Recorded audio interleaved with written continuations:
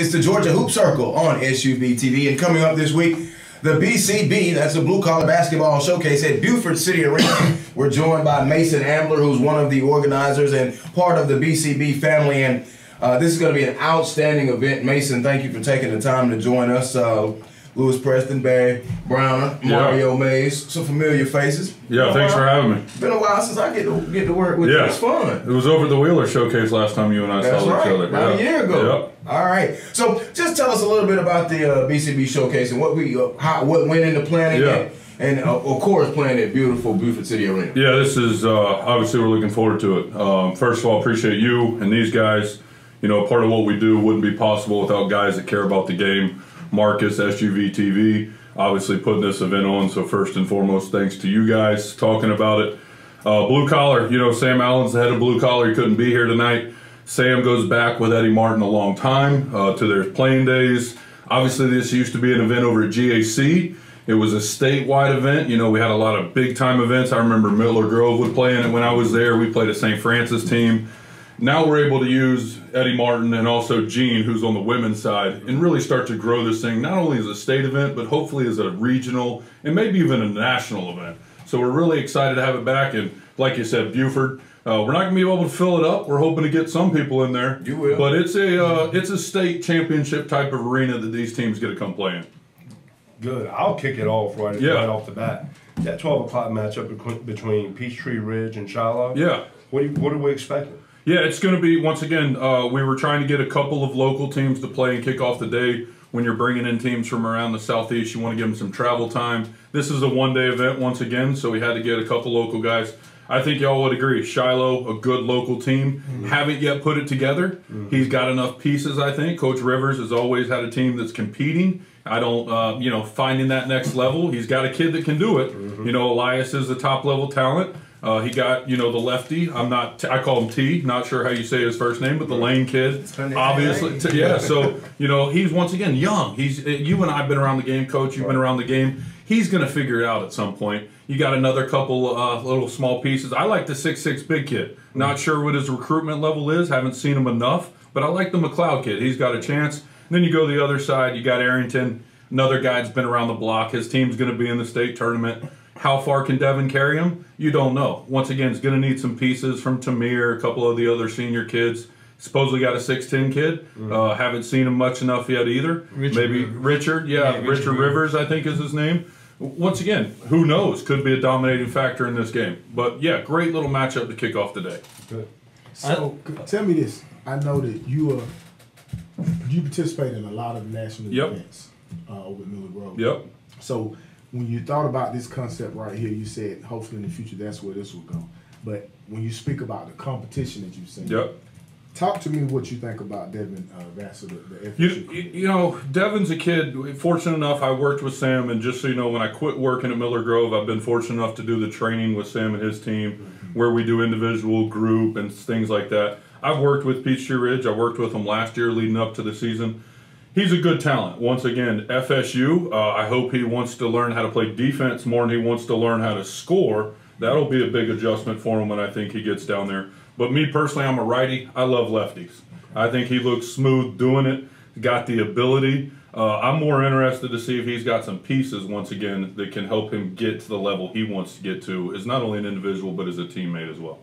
Well, one of the games that I looked at, the 1:30 game, Hamilton Heights and York Prep. Yeah, this is a good one. I think it's going to be a good one. Coach, tell us about it. Yeah, so once again, first, we want to give Coach Hamrick a big shout out here. If y'all aren't familiar, Coach is battling a couple of health issues right now. We're hoping to see him on Saturday. We're guaranteeing, obviously, his team will be here. But that's a big component. You know, as a team, when you're dealing with maybe one voice and then you have to adjust to another voice, they're once again a group that's still putting it together.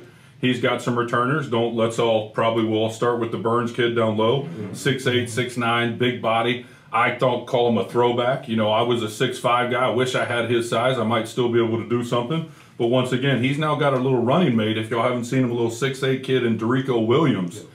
Freakish of an athlete. Had some success on the football field last year in the Carolinas.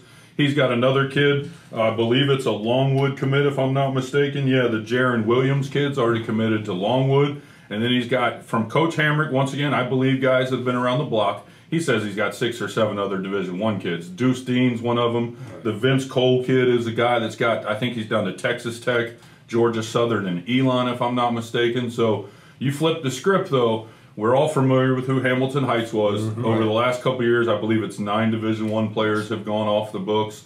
This year's no different. He's got the couple foreign kids, obviously, is how they make their history go. Yeah. He's got the Cleveland State kid. I'm not going to abuse these kids' names. I apologize. But then he's got 3 junior guards that I think are going to be the key for Coach Farrell. Once again, it's going to be a great matchup. Does York Prep have enough depth and height to match up what I feel will be the biggest team you'll see all day in the Hamilton Heights? One of the things I saw with Hamilton Heights, they got an influx of Canadian kids. Kevon Ellis is pretty good. Had a chance to kind of watch a little bit of Kevon Ellis. And a couple of other guys, the big guy, Uris, the 7-footer, they got a 6'11" guy. So I think that matchup, what's the most intriguing matchup that you see out of BCB? Well, for this one, it's probably, I'm a Georgia guy. I love Georgia hoops, so I want to see those guys get tested. Porter God versus McEachern is going to scare some folks. I'm not here to knock McEachern. I feel they're on the verge. I think we'd all agree they're right there. It's just a matter of time before they really blow up. Porter God's going to be a little testy. The Josiah James, I believe is how you say his name properly, a little length, so they got to match up. I don't know if they'll go Bebe, for instance, or go with Isaac. I don't know how they'll match that up. The 6'11" kid inside going to Yale, Jake Langford, I believe is his name, for Porter God, another good player. McEachern's going to see some things, and as a coach, we've been there. You're going to walk into the gym and see a group of kids and think maybe your athleticism and abilities will carry you. Once you start playing that game and coaching gets involved, it could go either way, and I think this is one of the matchups that could do that. I'm glad you brought that up. Don't forget about Austin Naismith. Well, once again, another kid who's already committed Vanderbilt. that is 6'6", I believe. He's more realistically maybe 6'5", versatile. They got matchups all over the floor of guys that are going to match up. How the coaches play it is going to be up to them. We've seen Norcross a couple times this year. They're taking on Hoover. Hoover, dominantly known as a football program, now upping the basketball. Annie Jameson coming in at 6'11". Height has caused a problem for Norcross. I mean, what went into this matchup?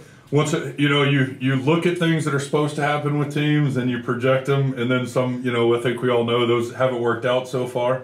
So coach is relying on some guys, probably at some positions, and Coach McMillan that he wasn't gonna have to rely on. But once again, he's gonna find his way. Jameson's an interesting thing. I personally feel like JoJo could create some matchup problem for him because of his athleticism. You start to stretch him out from the basket a little bit. JoJo's got some abilities there. This will be a guard-dominant game. Once again, you got 2 Division I kids over at Hoover, and the Blackman kid, and once again, the Humphrey kid, both mid-level, high majors, something maybe a stretch there, but once again, got some guards. You got the younger guards in Norcross, so Boston's going to be able to match up, and then you got Sturdivant going to be able to match up. All of a sudden, it's who's going to get Dalvin. So you got some things here that could play in factor. I'm going to go with the Georgia team just because I'm a Georgia guy. But once again, we appreciate Coach coming over and giving us a chance, and we'll see what it comes out to. What do you think about the Buford United Faith matchup? Early right now. Buford is, I think they're still feeling their way through. And now they get the general back on the floor. So with him in the mix, how do you think they match up? Yeah, so once again, this is one of the things we wrote about, and will get released as day, comes. But we had gotten some insider information. I hate to say it, but obviously with Eddie and Brent involved over there at Buford, we kind of had the understanding that Alex was on his way back. If that was going to be last night, which obviously it was, or Saturday or this week, whatever. You got to see last night the Buford team that I think everyone was predicting. I was a big guy. I needed someone to throw me the ball. Same with Marcus. Same with David. Even Donnell. Donnell's life is easier when Alex is on the floor creating space. All of them, their lives are easier when he's on the floor. Don't sleep on United Faith. Coach has been a fan of blue collar. He's been coming for years. Josh does a great job over there at United Faith. If you're familiar with their long history, Sean Wiseman started it. Muggsy Bose was working with them for a while. Now they got Josh in there. Once again, 7 or 8 Division I kids. Haven't seen them personally. They play a top-notch schedule. They're not going to be afraid to step in there to the Buford Arena and knock them out. And remember, they're 1-0. They beat Peachtree Ridge last year in the MLK, so they want to come down here and beat Georgia teams. Absolutely. Last but not least, you got the Buford girls versus Norcross. that's going to be a heck of a matchup. That if you're just a fan of basketball and you're a fan of ladies basketball, talk about that matchup. Yeah, this one, once again, it's not a favorite of Gene. It's a game that we had talked about doing. We originally had it on the front end of the event. Based on the fan, we thought it would be nice to have the Buford go back-to-back, so we moved it to the back end. I'm a Tony Dorado. He's a Nike guy. Anytime you get a message from Tony saying, hey, I appreciate you throwing that girls game in, once again, 2 Nike programs, top-level teams. I don't know their history as far as facts, but I know this. Not many teams have won state titles in the girls classification, as Coach Durden has, and then obviously Norcross on the 7A level. Michigan State commit for the young ladies over. Yeah, Tori can obviously go. This is why they wanted to play. This, they don't get together very often. Right. 2 teams that in my opinion, will hold a state title probably at the end of the year.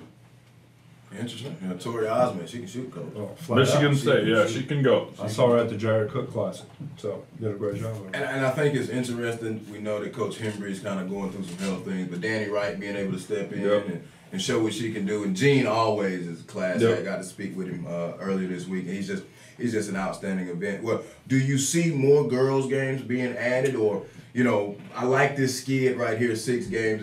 Just trying to go year by year to see how it goes. Once again, Sam brought me on to kind of help, as Coach was saying, with the showcase. I've been around since I quit working individually with teams. It gives me a way to stay involved. I got a lot of friends out there on both sides of the table.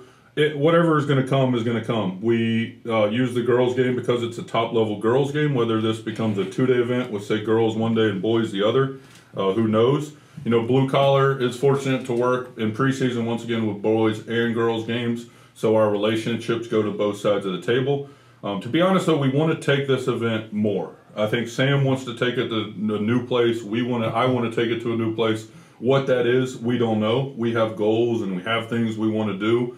The coach knows we've been to hundreds of different events where great games go on. Let's not be mistaken.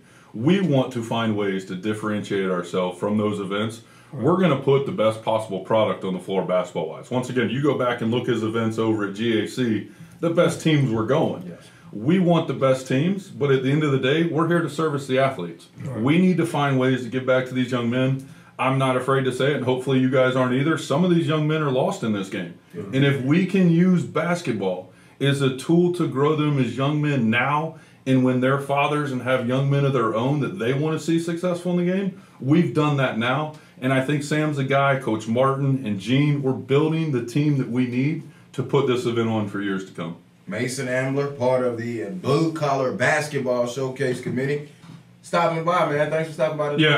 Last thing, I got to thank Marcus. We want to thank him because, once again, he gives us an opportunity to get this to so many more people than the bus that will be sitting in the seats on Saturday. All right. Well, we thank you for coming by, man. I can't wait to be there. Thank you, guys. Appreciate it.